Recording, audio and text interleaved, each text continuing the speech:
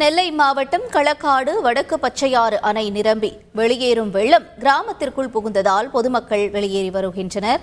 இதை பற்றிய விவரங்களை செய்தியாளர் ருக்மணி வழங்க கேட்கலாம். ருக்மணி, வணக்கம். தற்பொழுது அந்த பகுதியை சுற்றி இருக்கக்கூடிய மக்களினுடைய நிலைமை என்ன? அவர்களுக்கான ஏதேனும் ஏற்பாடுகள் செய்யப்பட்டிருக்கின்றனவா? விவரங்களை பதிவு செய்யுங்க. வணக்கம். நெல்லை மாவட்டத்தில் வளிமண்டல சுழற்சியால் கடந்த 2 நாட்களாக கனமழை பெய்து வருகிறது. இதனால் பெரும் பாதிப்பு ஏற்படுத்தி வரும் சூழ்நிலையில் களக்காடு அருகே உள்ள வடக்கு பச்சையாறு அணை தனது முழு கொள்ளளவான 49.20 அடி நிரம்பி உள்ளது. இந்த அணைக்கு 1800 கன அடி தண்ணீர் நீர்வரத்து வந்து கொண்டிருக்கிறது. அணையின் பாதுகாப்பு நலனை கருத்தில் கொண்டு 1800 கன அடி தண்ணீரும் வெளியேற்றப்பட்டு வருகிறது. இதனால் பச்சையாற்றில் கடும் வெள்ளப்பெருக்கு ஏற்பட்டு தண்ணீர் காட்டாற்று வெள்ளம் போல வெளியேறி வருகிறது.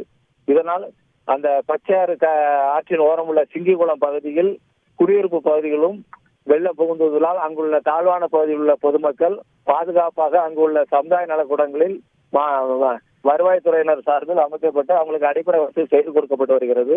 மேலும் அங்குள்ள கைலாசநாதர் கோயிலுக்கு செல்லக்கூடிய இரும்பு பாலம் பச்சையாற்றின் குறுக்கே இருப்பதால் அந்த பாலமும் தண்ணீரில் அடித்து செல்லப்பட்டுள்ளது. இதனால் கோயிலுக்கு செல்லும் பாதை முற்றிலும் துண்டிக்கப்பட்டுள்ளது. மேலும் அப்பகுதியில் உள்ள பல்லாயிரக்கணக்கான ஏக்கர் விவசாய நிலங்களும் தண்ணீரில் மூழ்கி உள்ளது. இதனால் விவசாயிகள் கவலை அடைந்துள்ளனர். விவரங்களுக்கு நன்றி ருக்மணி. செய்திகளை உடனுக்குடன் தெரிந்து கொள்ள உடனே சப்ஸ்கிரைப் பண்ணுங்க.